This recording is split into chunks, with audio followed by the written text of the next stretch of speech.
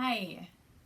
So I'm here today to just quickly run you through a recipe on how to make your own hand purifier. And it's very simple. You don't need very many ingredients at all. There is a hand purifier that Young Living makes, and it does have denatured ethanol in it, which it's denatured with peppermint essential oil. So one of the recommendations in hand sanitizer recipes that are floating around right now is a pretty high percentage of alcohol. And so this does have some alcohol in it. But the hand sanitizer I'm going to make today, I'm going to use some aloe gel, which actually already does have some ethanol in it. So I'm not going to be adding any alcohol. I have rubbing alcohol in here to show you that it's different than ethanol alcohol. So it's going to just dry your hands out a lot if you use a lot of alcohol on your hands. So it's important to have a balance. So with this aloe, I'm going to do 3 tablespoons. So, and it's, of course, really nourishing to your skin. It's a great after sun thing that you can use.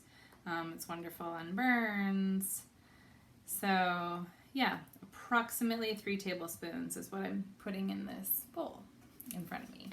And if you get an aloe vera gel, you want to just read the ingredients and Google them if you're not familiar with what's in them. Or the Environmental Working Group has an awesome website, so you can search each of your ingredients and see if they're safe.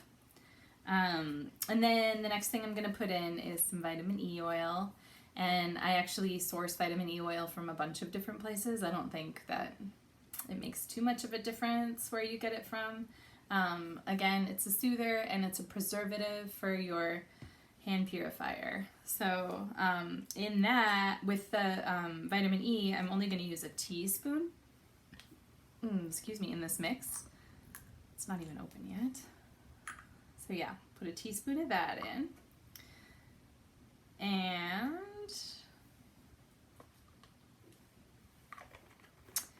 then I'm going to use some witch hazel, which I forgot to grab. So I'm going to grab it real quick.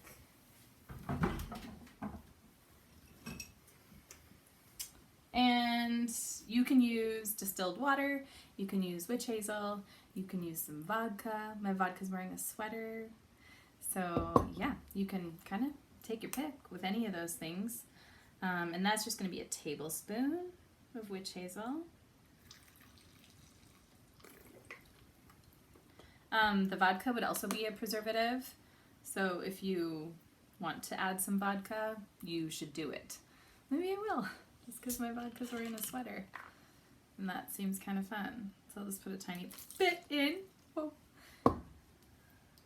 And then, finally, I guess I put a lot in. Finally, essential oils. So there are a lot of really awesome essential oils that you can use. I highly recommend that you Google and search on sites that you trust and figure out which essential oils that have antimicrobial properties you resonate well with. So I'm going to use a little bit of lavender just because I like how it smells in mine. So I'm just going to use a few drops, 3 drops. And then I'm going to put in some tea tree, which the Melaleuca alternifolia is tea tree. So there are different kinds of Melaleuca. And I'm actually going to use 5 drops of that. My essential oils that I use from the company that I order them from are super concentrated, so you really don't need a lot. I also was just going to add a drop of lemongrass or 2 because that seemed yummy. And then I'm just going to mix it together, and you can see there's like this gross jelly stuff in there from the aloe vera gel. And you can just reuse a container. Maybe you have an empty container like this. Maybe you have an empty hand sanitizer container that you could put your hand purifier in. I have these pretty cool bottles for my beard oil, and they have a little pump on them. So I'm going to use that because it's got it's got a tube on it that's thick enough so this gel can fit through it.